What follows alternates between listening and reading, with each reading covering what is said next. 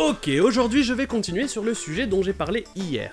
Rapidement, je parlais de l'accentuation en anglais et du son de voyelles non accentuées et accentuées. Ça a l'air super compliqué, mais en fait c'est juste pour dire qu'il y a deux sons de syllabes non accentués qui sont dans presque tous les mots, c'est E et I. Mais que se passe-t-il lorsque ce mot vient d'une autre langue et qu'il faut choisir l'accentuation? Comme par exemple prendre un mot en français. Parce que nous on prononce toutes les voyelles de la même façon, peu importe la longueur du mot. A, E, I, O. Donc qu'est-ce qui se passe si par exemple les Anglais prennent le mot garage? Vous avez les deux mêmes sons de voyelles dans les deux syllabes. A, garage. Donc comment est-ce qu'ils vont faire s'ils veulent le prononcer en anglais? Il y a trop de jolis sons. Il faut qu'il y ait une syllabe accentuée et une syllabe non accentuée. Il y a un choix à faire. Et les Anglais au Royaume-Uni ont décidé de garder la première syllabe. Ga. C'est celle-là qui sera accentuée, donc elle va garder le joli son en français. Ga. Et ça veut dire que la deuxième syllabe est non accentuée. Donc vous trouverez le son soit E ou le son E.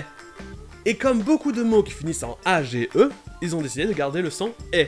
Et en anglais en plus c'est plus joli si c'est je et pas je. Donc ça fait garage. Garage. Meet me on the third floor of the parking garage. Yo, Biggs, meet us at the underground garages. Cover the parking garage exit. Okay. Mais de l'autre côté, les Américains ont décidé de garder la fin, la deuxième syllabe. Rage. Et même de garder le son je. Rage.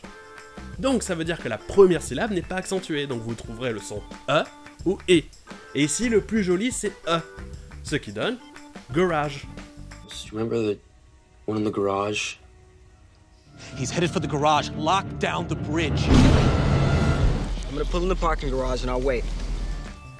Garage, en anglais britannique, garage, en américain. Bon d'ailleurs je vous ai un peu menti parce que au Royaume-Uni ils vont le prononcer garage, mais aussi à la façon française très couramment.